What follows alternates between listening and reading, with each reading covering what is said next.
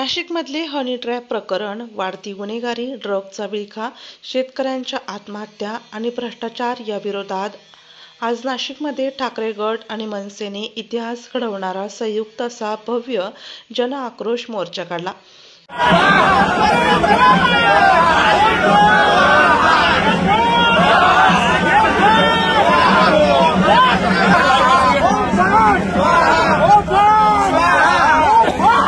शहरातील प्रमुख रस्ते घोषणाबाजीने दुमदुमून गेले, तर काळ्या कपड्यातील हजारो मोर्चेकरांनी सरकारला थेट इशारा दिला।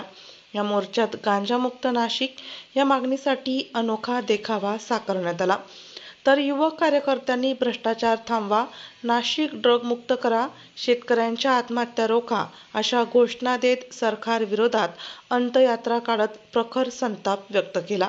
मोर्चाच्या शेवटी जिल्हाधिकारी कार्यालयाजवळ सभा घेण्यात आली।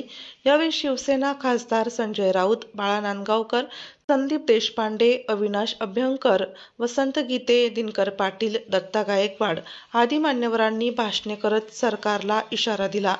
9 वर्षापूर्वी आताचे मुख्यमंत्री जेव्हा पण मुख्यमंत्री होते तेव्हा मी भाजपमध्येच होतो। त्यांनी हे नाशिक दत्तक घेतलं होतं, परवा पण येऊन गेले, सांगितलं नाशिकवर माझं फार प्रेम आहे। अवस्थांना खड्डे पडले, प्यायला पाणी मिळत नाही आणि ड्रगचा प्रश्न तुम्ही मिटवून टाकला। दररोज खून होत आहे, ड्रग्ज विकला जातात टपऱ्यांवर आणि आपल्या गरीब भाव येतात आणि सांगतात मग 2 दिवसात खड्डे बुजवणार आहे। किती वाईट परिस्थिती आहे, पालकमंत्र्याला खड्डे बुजवावे लागतात आणि गरीब भावाला संकट मोचक का म्हणतात मला अजून समजत नाही। अहो तुम्ही शेतकऱ्यांचं कर्ज माफ करणार होते, शेतकऱ्यांना तुम्ही विमा पॉलिसी देणार होते, 1 वर्षापूर्वी शेतकऱ्यांची नुकसान भरपाई देणार होते, शेतकऱ्यांना त्यांच्या मालाला हमीभाव देणार होते। या महाराष्ट्रातले 90,000 कोटी ज्या ठेकेदारांचे तुम्ही थांबवले, ते ठेकेदार आत्महत्या करतायत। 2 महिन्यापासून आदिवासी बांधव बिराड मोर्चा इथं उपोषणाला बसला। मान्य साहेबांनी सांगून नांदगावकर साहेबांनी स्वतः देवेंद्र फडणवीस साहेबांनी मिटिंग घेतली, अजून त्यांना न्याय मिळत नाही। या नाशिकची परिस्थिती काय, दररोज एक खून होतोय, पाणी प्यायला मिळत नाही, अनेक प्रश्न या ठिकाणी असताना काल सुद्धा कोणता केशव उपाध्याय आला, तो बिचारा खरा रोजानी आहे, रोजानीच बोलतो, किती बोलायचं त्याला त्याचे पैसे दिले जातात। मग तो येऊन बोलतो काय म्हणायचं होता भाव काय, तिसरा आला तरी चालेल, उपाध्याय बघायला येईल गर्दी बाग नाही तर एवढा मोर्चा तुम्ही काढून दाखवायचा भारतीय जनता पार्टीने। अरे तुमच्याबरोबर कोणीच नाहीये, आता महाराष्ट्रातून ठाकरे फ्रेंड एकत्र आल्यामुळे तुमच्या पायाखालची वाळू घसरली आहे। तुम्ही घाबरले आहात, तुम्ही एकट्याने पडवलीच आहे। एकनाथ शिंदे साहेब, अजित दादा, भ्रष्टाचार मुक्त देश, भयमुक्त देश तुम्हाला करायचा होता, कसं काय भ्रष्टाचार मुक्त देश होईल? अजित दादा 70,000 कोटीचा घोटाळा केला, फडणवीस साहेब म्हणलं चक्कू पिसी त्याला उपमुख्यमंत्री अशोक चव्हाण, आदर्श घोटाळा ते खासदार, छगन भुजबळ आणि वर्ष जेलला ते मंत्री आणि सर्व जातीपातीचं राजकारण, मराठा ओबीसीचं भांडण, कुठं धनगरांचं आदिवासींचं भांडण, दररोज भांडण, एकही जातीत जात नाही, माणसात माणूस नाही, भावात भाऊ नाही, चुलत्यात पुतण्या नाही आणि पुतण्यात चुलत्या नाही, अशी परिस्थिती फडणवीस साहेब तुम्ही या महाराष्ट्राची दिलेली आहे। ड्रग्ज माफिया, शेतकऱ्यांच्या अडचणी, लोकांचे प्रश्न, या सर्व प्रश्नांना वाचा फोडण्यासाठी आणि सरकारचं लक्ष वेधण्यासाठी आज या दोन्ही पक्षांनी मिळून हा संयुक्त मोर्चा आयोजित केला आणि तो यशस्वी झाला असं आपण सर्वांनी पाहिले। मी आपल्या सर्वांच्या वतीने नेत्यांचे स्वागत करतो आणि त्यांना आपल्या मार्गदर्शन करण्याची विनंती करतो। या नाशिक शहराचं डॅडी होण्याचं काम एकाने केलं,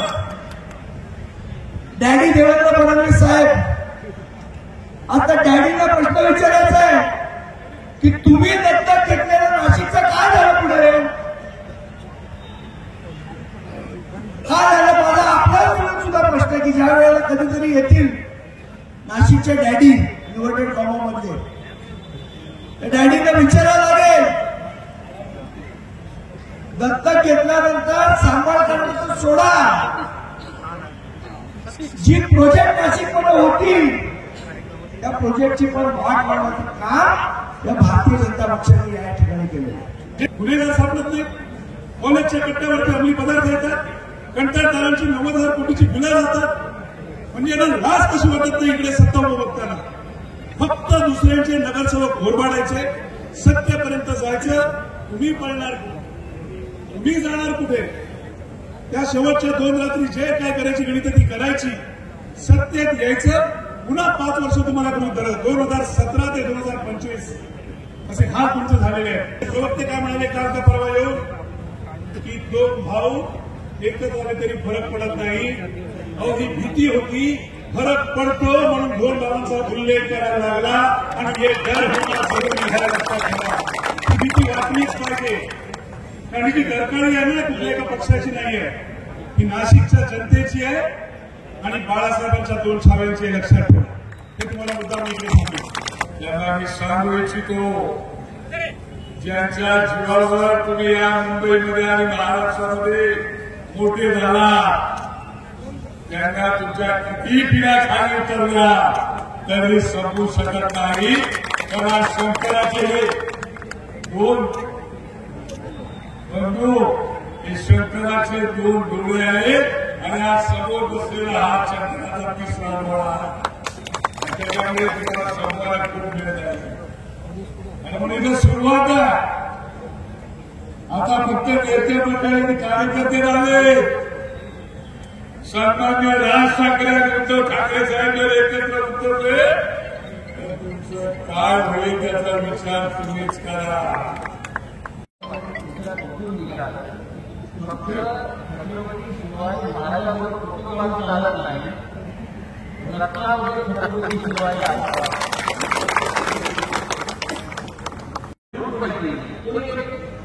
देवेंद्र फडणवीसला काय करता महाराष्ट्राला काय करता दिलेले आहे.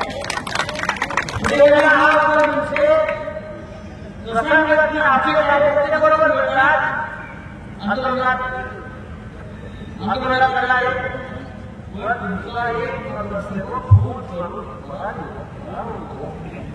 तो ब्रिज माझ्याला मतदार जाऊन भेटतो खरा.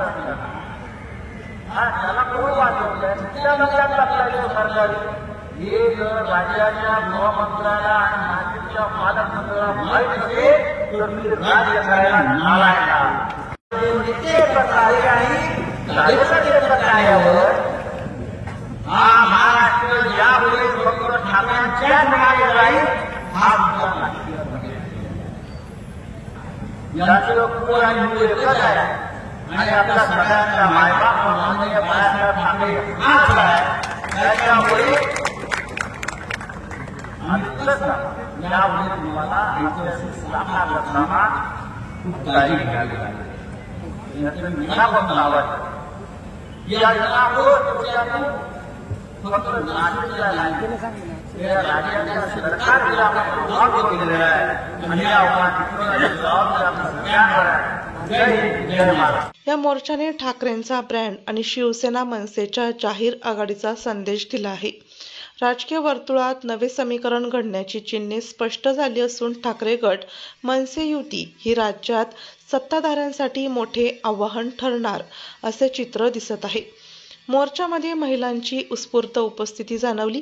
दोन्ही पक्षांचे सर्व प्रमुख पदाधिकाऱ्यांसह हजारो कार्यकर्ते आणि नागरिकांच्या सहभागामुळे हा मोर्चा खऱ्या अर्थाने नाशिकच्या जनतेचा आक्रोश ठरला. या मोर्चामुळे शिवसेना, ठाकरे गट आणि मनसेच्या एकत्र येण्यावर शिक्कामोर्तब झाले आहे. राज्यभरात या युतीची लाट उठणार असून आगामी निवडणुकीमध्ये याचा मोठा परिणाम दिसून येईल असा अंदाज व्यक्त होत आहे.